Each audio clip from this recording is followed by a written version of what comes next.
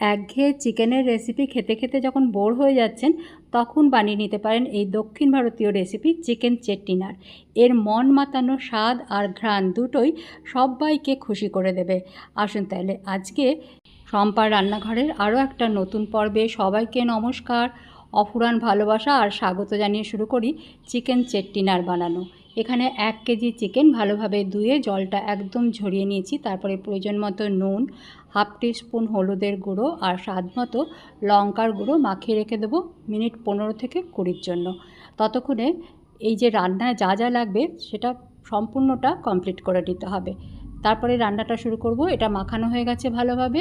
এবার একে রেখে দিলাম 15 থেকে 20 মিনিটের জন্য ঢাকা দিয়ে। এবারে একটা প্যানের মধ্যে চিকেন চেট্টিনারের যে মশলাটা, যার জন্য এর এরকম মন মাতানো ঘ্রাণ আসে, তার জন্য একটা প্যানের মধ্যে আমি নিয়ে নিলাম 1 টিস্পুন গোটা ধনে, হাফ টিস্পুন গোটা জিরে, 1 টিস্পুন গোলমরিচ, স্বাদ মতো লঙ্কা আর দেব মৌরি 1 চা চামচ। এগুলো আগে প্রথমে রোস্ট করে নিচ্ছি। চিকেন চেট্টিনারের এই মশলাটাই কিন্তু আসল। এটা যখন হালকা হালকা রং ধরতে শুরু করবে মশলাতে, তখন 4-5টা ছোটো এলাচ, অল্প একটু দারচিনি, একটা জয়িত্রীর ফুল, এখানে আপনি স্টার অ্যানিসও দিতে পারেন, দিলাম কয়েকটা লবঙ্গ। এবারে এগুলো ভালোভাবে রোস্ট করে নিচ্ছি।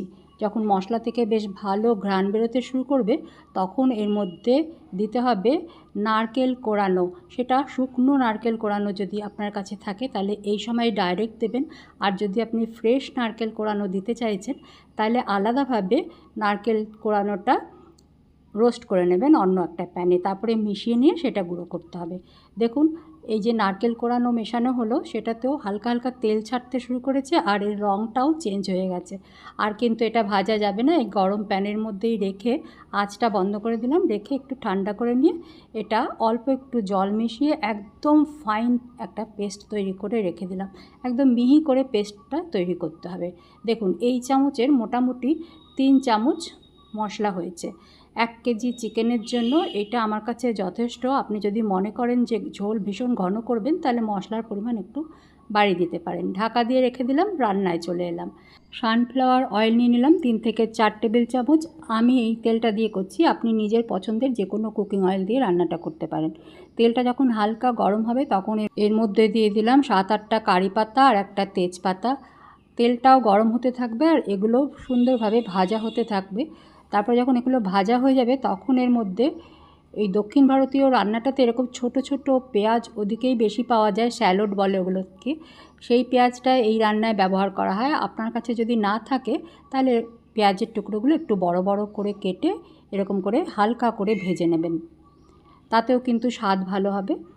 এবারে এটা কিন্তু লাল করে ভাজা চলবে না, হালকা যখন ভাজা হয়েছে তখন এর মধ্যে আদা রসুনের পেস্ট দিয়ে দিলাম 2 টেবিল চামচ পরিমাণ।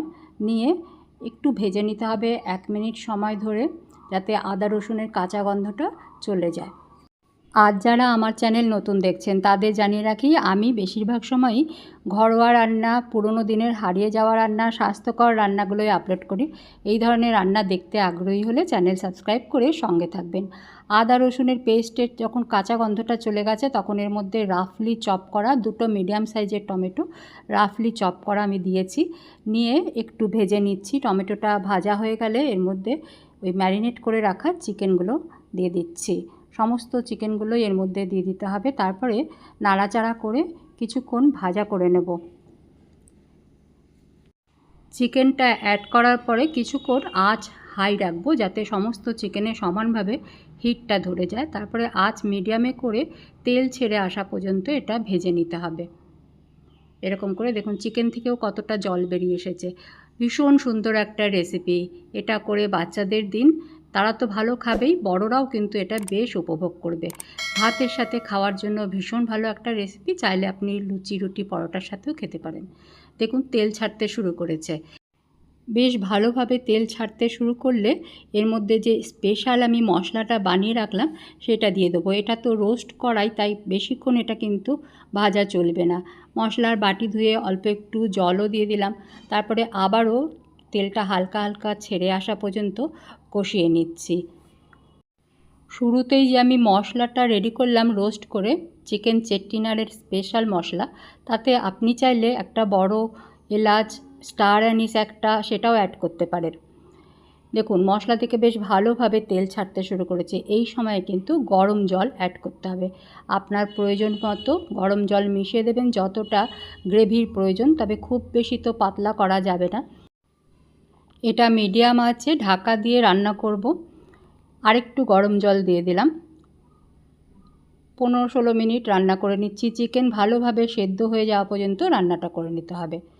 দেখুন চিকেন কিন্তু ভালো মতো সেদ্ধ হয়ে গেছে। এবারে আঁচ বন্ধ করে দেবো, আর সবশেষে দেবো অল্প একটু ধনেপাতা কুচোনো। বাকি যত এর মধ্যে ফ্লেভার মেশানো সেটা আগেই মেশানো হয়ে গেছে, আর বেশি কিছু মেশানোর দরকার নেই। এবারে আঁচ বন্ধ করে দিয়ে 10-15 মিনিট অপেক্ষা করে পরিবেশন করব গরম গরম ভাতের সাথে। দেখুন 10 মিনিট পরে আমাদের চিকেন চেট্টিনার দেখতে ঠিক এরকম হয়েছে। একবার পরিবেশন করেও দেখাচ্ছি। রেসিপি ভালো লাগলে লাইক আর শেয়ার করবেন। সবাই ঘরোয়া খাবার খান, সুস্থ থাকুন। আজকে তাহলে আসি। সবাইকে ধন্যবাদ জানিয়ে ভিডিও শেষ করলাম।